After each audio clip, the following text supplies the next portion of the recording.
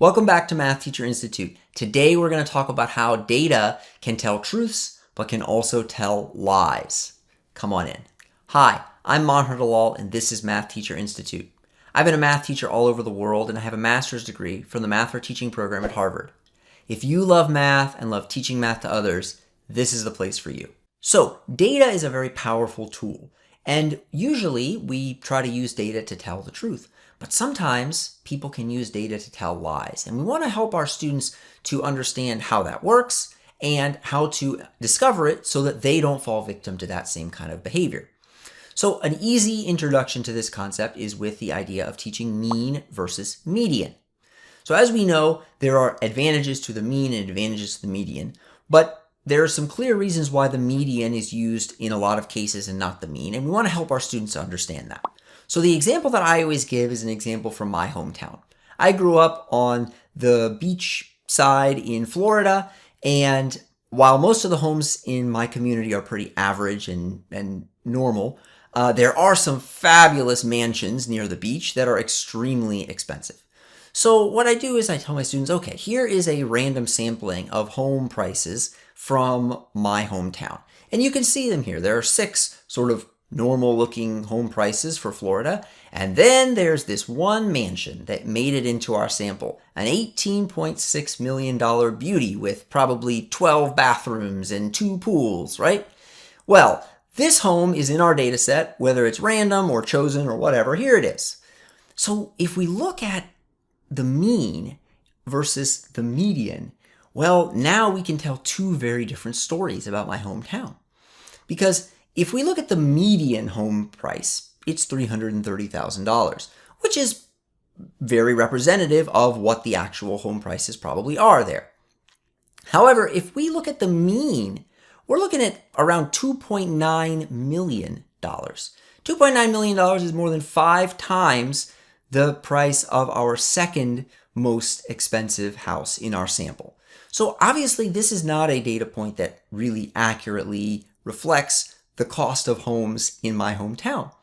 But we could use that data to tell a lie if we wanted. It's a true data point. The mean is actually $2.9 million. If we wanted to convince a rapper that this was a great place to move because it was going to be super exclusive and VIP and high end, we could tell him, oh yeah, we got an average home price in here is a $2.9 million. Or if we were trying to tell a story about somebody being out of touch, you could tell people that I come from a place where the average home price is $2.9 million, even though that's not really true or not really representative of what actually is going on there. So this is a great example you can use with your students. Don't tell them about my hometown. Tell them about where you live, where your students are. Every town has an area, a suburb, development that is the rich area or the really expensive area, right? So use that knowledge, use something that's relatable to your students to tell a story. Pull up on the screen an actual home in that area that's for sale that has a crazy high price and say, well, what if this was part of our data? How would that affect it? The other thing we can start to do is we can start to talk about a little more advanced vocabulary that's associated with this. I'm thinking specifically of the terms resistant versus non-resistant. So median is a resistant data point, whereas mean is non-resistant, meaning that the mean is susceptible to one really large value or one really small value skewing your whole data, right? The mean can be pulled by one data point to an extreme that isn't really representative of the middle.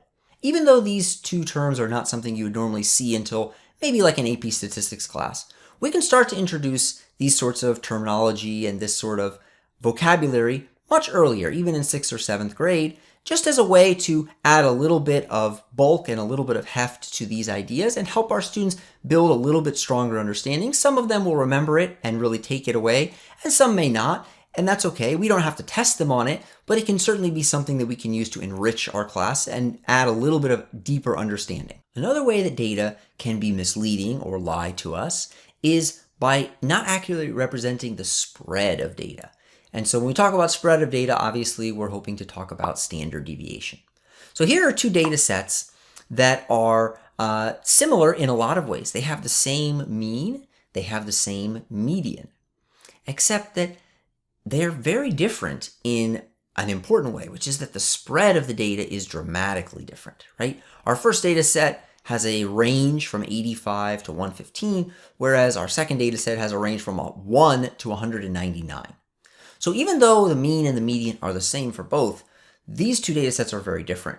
And so we can, again, use this information to either tell the truth or potentially to tell a lie, right? Because when you have data that is all pretty closely grouped around the mean or the median, then we know we can fairly and truthfully say most of the data is around 100, or 100 is representative of most of the data, or we can say that most of the data is around 100. But if we said that for our second set of data, where only one number is really around 100, all of the other numbers are quite a wide range away from 100, well, it would be true that still the mean and the median are 100, but obviously a little bit disingenuous and could be used to lie. Next, let's take a look at a non-hypothetical, a real example of how data has been used in a clearly misleading way. Take a look at this commercial, a real commercial from a while back, and see if you can catch the misleading way they represent this data. We asked over 3,000 doctors to review 5-Hour Energy, and what they said is amazing. Over 73% who reviewed 5-Hour Energy said they would recommend a low-calorie energy supplement to their healthy patients who use energy supplements. 73%. 5-Hour Energy has 4 calories and is used over 9 million times a week. Is 5-Hour Energy right for you? Ask your doctor. We already asked 3,000.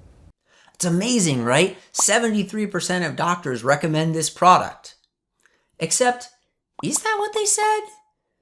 I don't think it is. What did they say? 73% of doctors recommend a low-calorie energy supplement to their healthy patients who use energy supplements.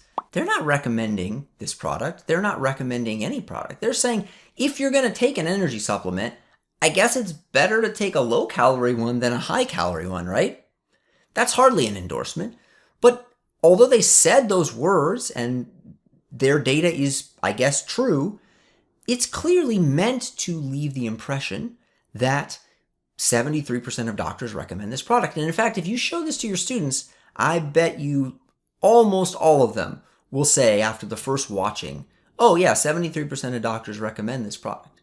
And I will often, when I teach this lesson, I will play this commercial and I'll ask them what they said, and then I'll play it again and again and again until finally somebody will realize, wait a second, that's not what they said. They actually said this. And then all of a sudden, light bulbs go off in the class, and my students will come for weeks afterward telling me about commercials they saw and how they realized they were being misled and how they lied about the data, and they get so upset about it and they realize that it's all around them. And this kind of manipulation, this kind of not necessarily a lie in the classical sense, but a deliberate misleading of people is commonplace and is something that we all should be more cautious of, and we should all be careful not to accidentally or certainly deliberately perpetuate.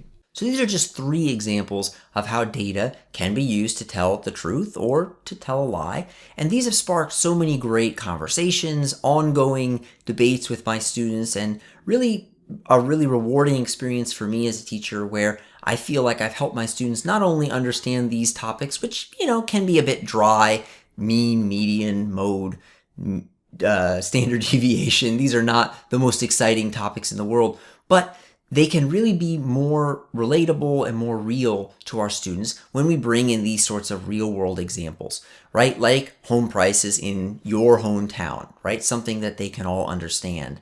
Like seeing a real commercial that aired on TV and realizing how manipulative and how they've used data to basically try and lie and sell a product, or where that standard deviation can be kind of this hidden number that we don't necessarily talk about that much, but can really tell a story about the differences between 2 seemingly similar data sets. If you have a successful lesson that you've taught on data and facts, please share with us in the comments below. And if you have a colleague that you think could benefit with this, please share this video with them and like and subscribe to our channel. Thanks a lot.